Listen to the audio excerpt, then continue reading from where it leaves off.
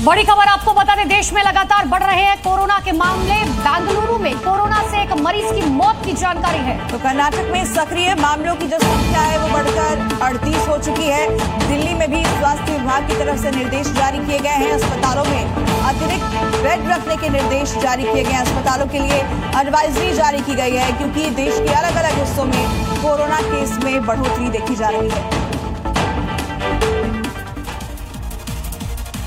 भारत सहित पूरी दुनिया में कोरोना की नई लहर की दस्तक से दहशत है। भारत में भी कोविड-19 के JN.1 वेरिएंट के मरीजों की संख्या बढ़ने लगी है। शहरी क्षेत्रों में कोरोना धीरे धीरे वापसी कर रहा है और कोरोना के नया वेरिएंट भारत में तेजी से फैलने लगा है। भारत में अब तक कोरोना के 250 से ज्यादा मरीज सामने आ चुके हैं।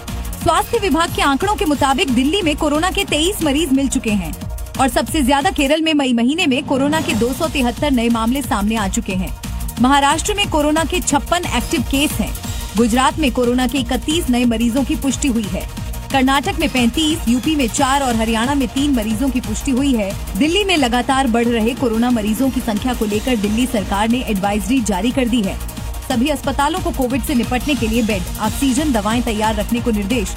इसके अलावा पॉजिटिव केस की जीनोम सीक्वेंसिंग के भी निर्देश दिए हैं। सभी अस्पतालों से कोरोना के वैक्सीन स्टॉक तैयार रखने को कहा है। वेंटिलेटर जैसी मशीनें एक्टिव हों, इसका भी ध्यान रखने को कहा है। मॉर्निंग जी में आगे आपको दिखाते हैं राजधानी दिल्ली से जुड़ी हुई 5 बड़ी खबरें। दिल्ली और इसके आसपास के इलाकों में अचानक मौसम बदला और कुछ घंटों के भीतर ही तेज हवाओं, गरज चमक के साथ मूसलाधार बारिश हुई। इससे गर्मी से बेहाल लोगों को राहत तो मिली, लेकिन कई इलाकों में पानी भरने से लोगों की दिक्कतें भी बढ़ गईं। इसी के तहत दिल्ली NCR के लिए रेड अलर्ट भी जारी किया गया था। पीएम मोदी की अध्यक्षता में नीति आयोग की गवर्निंग काउंसिल की बैठक में मुख्यमंत्री रेखा गुप्ता ने विकसित दिल्ली का रोड मैप पेश किया।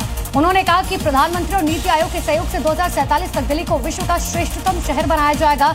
दिल्ली में यमुना की सफाई, आधारभूत ढांचे का विकास और हर घर नल से जल सरकार की प्राथमिकता है। दिल्ली की करकरडूमा कोर्ट में शाहदरा बार एसोसिएशन का चुनाव कड़ी सुरक्षा के बीच संपन्न हुआ। करीब 83% मतदान दर्ज किया गया। वोटिंग के लिए महिला, वरिष्ठ नागरिक, कैंडिडेट्स और अधिवक्ताओं के लिए अलग अलग लाइनें बनाई गई थी। चुनाव की निगरानी दिल्ली हाईकोर्ट के रिटायर्ड जज कलवंत सिंह ने की। दिल्ली विश्वविद्यालय ने न्यूक्लियर मेडिसिन में विशेष पढ़ाई शुरू कराने का फैसला किया। ये कोर्स आर्मी हॉस्पिटल के सहयोग से शुरू किया जाएगा, जिसका उद्देश्य देश के सैन्य कर्मियों और चिकित्सा क्षेत्र में विशेषज्ञता को बढ़ावा देना है। ड्यू कार्यकारी परिषद की 1275वीं बैठक में ये फैसला लिया गया। इस ऐतिहासिक निर्णय को फिलहाल मंजूरी दी गई है।